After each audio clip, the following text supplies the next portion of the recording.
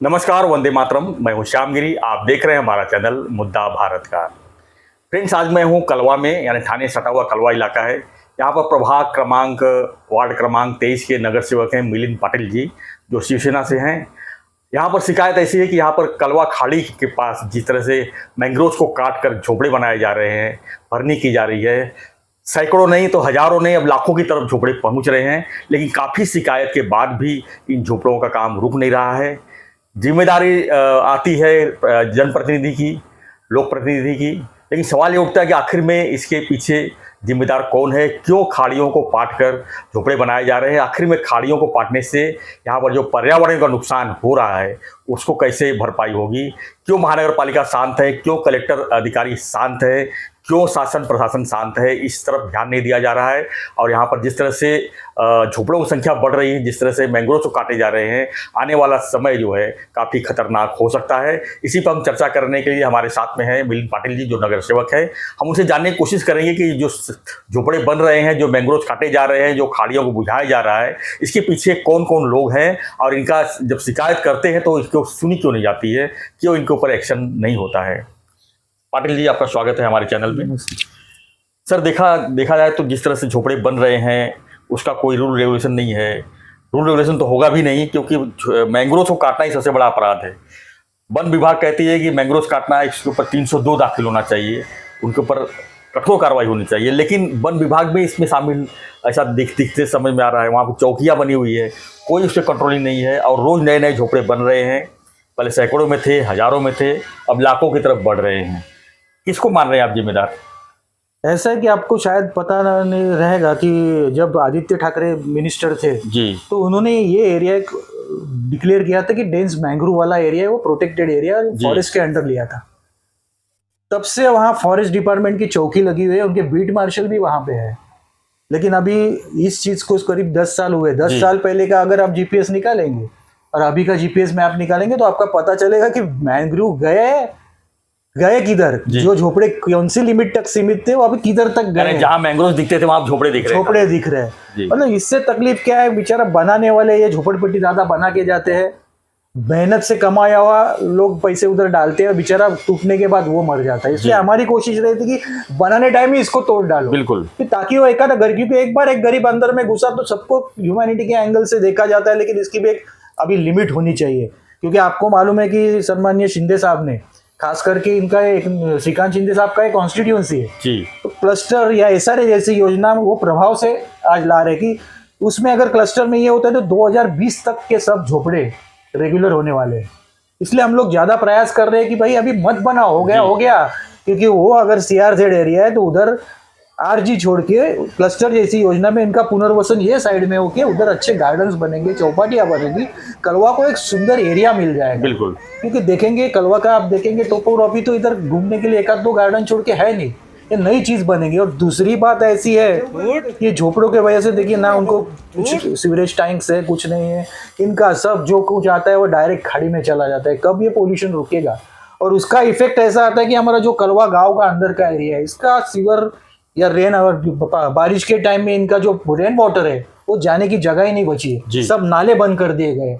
कितने साल ये और चलने वाला है। 2005 में जब बाढ़ आई थी वो मनीषा नगर में फर्स्ट फ्लोर तक पानी था, और ये झोपड़े तो सब पानी के नीचे गए थे। मुझे याद है मेरे स्कूल में मैंने इनकी अरेंजमेंट 1 महीना की थी उधर। ऐसा कि उस टाइम चलो जीवित हानि नहीं हो सकी, लेकिन बजा के नहीं होने वाला है हर बार। अगर एक रात में कोई आ गया पानी का, बाढ़ का पानी, एक बार सब मर जाएगा, कुछ रेस्क्यू नहीं हो सकता।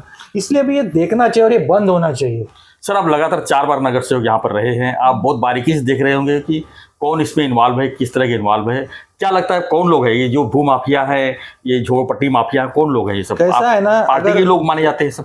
ऐसा है कि उनमें तो जिम्मेदारी हमको पहले उठानी पड़ेगी, क्योंकि हम यहाँ के लोक प्रतिनिधि हैं। बिल्कुल, हम हमारा काम करते हैं, लेकिन एक बात भी सोचने जैसे कि जब ये वोटर बन जाते हैं ना, तो हम लोग के भी हाथ बन जाते हैं, क्योंकि उनके हाथ में हमारा भविष्य चला जाता है। आप मतलब कुछ करने जाएंगे तो आपको वोट ऐसा हो जाता है। हम नहीं, अगर हमने विरोध किया तो दूसरी पार्टी आ जाती है, क्योंकि वोटर मैनेट्रियत चलता रहता है। इसलिए ये सब माने कि जो पूरा जो सिस्टम बना हुआ है वोट बैंक के लिए बना हुआ है, किधर न किधर अभी हो गया, सैचुरेशन आ चुका है। ये जो बच रहे हैं, मैंने खुद अर्जियां की है इधर जाके दो कहाँ तीन अर्जी की हाँ, आपने? अभी कलवा प्रभाग समिति में अर्जी की।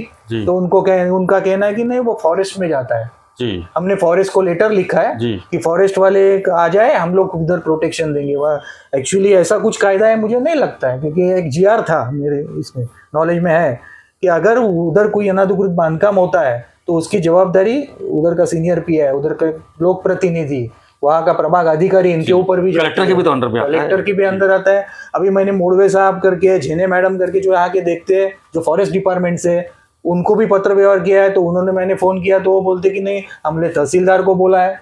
मतलब सब घुमाने, सब एक दूसरे पर ढकेल रहे हैं। काम बंद है ऐसा कुछ नहीं। मेरा कहना है जो है हुआ बस, अभी तो रोक दो, क्योंकि इनका ये ऐसा ही चलता रहेगा तो एक बार ये पूरी कलवा की, क्योंकि आप देखेंगे इसका सब इशू आता है, पानी लाइट से लेके सब पे लिमिट्स आता है। कलवा में अभी देखेंगे तो पानी का बहुत दिक्कत आ रहा है।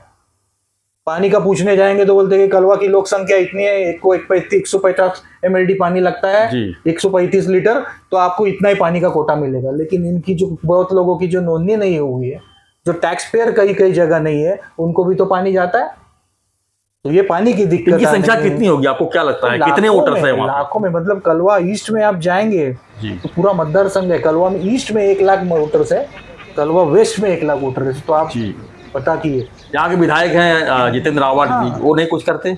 अभी मैंने इतनी बार इशू उठाया है जी, तो उनके तो नॉलेज में आया रहेगा, तो उन्होंने भी तो कुछ करना चाहिए।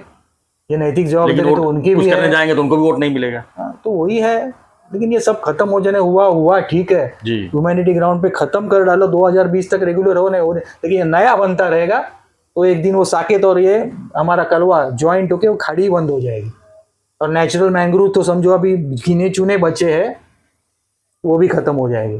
सर फॉरेस्ट मिनिस्टर हैं गणेश नाईक जी, उनके कान तक बात गई है ये सब बातें? नहीं, ये बात मैंने शिंदे साहब के कान पे डाली थी, लेकिन मेरे उनसे मुलाकात नहीं हो पाई अधिवेशन की वजह से। उन्होंने परसों मुझे बुलाया था, लेकिन मेरी तबीयत की वजह से मैं नहीं जाता। लेकिन उनको बोला कि मिलिंद तू आजा, कौन कौन है मुझे सब डिटेल दे दे। इतनी बात हुई, लेकिन नाइक साहब तक अभी मेरी ये नहीं गई है। मुझे लगा था कि ये दो सकाल में बात में आई थी। आप जैसे कुछ जो अवेयरनेस वाले चैनल्स है जिनको पड़ी है समाज के प्रति, उन्होंने बात में लगाई थी, लेकिन कुछ नहीं फर्क पड़ रहा है। वैसा ही सब चालू है और जोर से चालू है। उल्टा ऐसा है कि पहली बार मैंने देखा कि प्रभाग समिति ने उधर जाके नोटिस लगाया था कि ये अवैध बांधकाम पेपर लेके आओ, इसकी कंप्लेंट मिलिंद पाटिल ने की है। नोटिस में आया था। आप पूछिए, मतलब एक लोक प्रतिनिधि का नाम जाता है तो क्या फिर लोग आके इधर बैठ जाते हैं। झोपड़े कॉस्ट क्या है? एक झोपड़े अगर बन गए तो कितने बेचा जाता है? देखिए अभी फिलहाल जो रोड बीड बनने के बाद उधर की कॉस्ट 8 से 10 लाख के ऊपर चली गई है। इसमें किसको किसको पैसा मिलता है? उसमें अगर उस दिन एक आया था जी, आपको बता था, उसने ऐसा मुझे लिस्ट ही दिखाया। अरे साहब वो इतना मांग रहा है, इतने में मेरा घर बनता है। एक ऐसा भी 4 लाख मांग रहा है, तो देखो इसने दिया, ये नगर सेवक को मुझे इतना देना पड़ता है, पुलिस को इतना देना पड़ता है, ऑफिसर को इतना देना पड़ता है, ऐसा कलेक्टर को इतना देना पड़ता है, ऐसा करके उसका वो बेचारा गरीब मेरे पास चिट्ठी आया था, जिसके पास एक झोपड़े बनाने वाले ने चिट्ठी दिया था। सच झूठ क्या है वो निकालना उनका काम है, वो तो करना चाहिए। मैं बिंदास खुलेआम बोल रहा हूँ क्योंकि मैंने कभी लिया ही नहीं, मैं बिंदास बोलता हूँ। नहीं तो जाएंगे उनको उठाएंगे तो पता चलने ही वाला है कौन लेता है क्या करता है। धन्यवाद मिलिंद जी। तो फ्रेंड्स देखिए कितना गंभीर मामला है ये कि ये खारलैंड को बंद करके उस बुझा के वहाँ पर झोपड़े बनाए जा रहे हैं। कल यही झोपड़े को जो है लीगलाइज किया जाएगा। इनके पास टैक्स पावती भी हो जाएगी, इलेक्ट्रिक बिल भी आ जाएगा, पानी का भी बिल आ जाएगा। उसके बाद कहेंगे कि हम तो लीगल हैं। फिर इनको क्लस्टर डेवलपमेंट में इनको विस्थापित भी किया जाएगा। तो जो स्थिति जो चैन बना हुआ है वो कहीं ना कहीं उसको तोड़ने की ज़रूरत है, क्योंकि ये सिर्फ कलवा का ही मामला नहीं है। कलवा से जितने खाड़ी जो देखा जाए तो मुंबई के भौगोलिक जो स्थिति है, पूरे खाड़ी चारों तरफ खाड़ी है, और जहाँ मैंग्रोव है उस मैंग्रोव को कट करके वहाँ पर झोपड़े बनाए जा रहे हैं, अवैध निर्माण किए जा रहे हैं। आखिर में इसका जिम्मेदार कौन है? शासन प्रशासन को मालूमात होते हुए भी पैसे सिर्फ खा रहे हैं और कार्रवाई नहीं कर रहे हैं। इसे हमें और आपको मिलकर इसको जागृत करना होगा और सरकार तक की बातें पहुंचानी होगी, और कहीं ना कहीं इसे अगर रोका नहीं गया तो आने वाले दिनों में बड़ी गंभीर स्थिति बन सकती है। फ्रेंड्स, आपकी प्रतिक्रिया दीजिए चैनल में और कमेंट बॉक्स में जरूर लिखिए और बने रहिए हमारे साथ, देखते रहिए हमारा चैनल मुद्दा भारत का। आपके पास भी कोई मुद्दा होगा तो हमें जरूर लिखिए, हमें जरूर कमेंट कीजिए, हम आपके मुद्दे को अपने चैनल पर जरूर उठाएंगे। धन्यवाद। जय हिंद। धन्यवाद सर। धन्यवाद।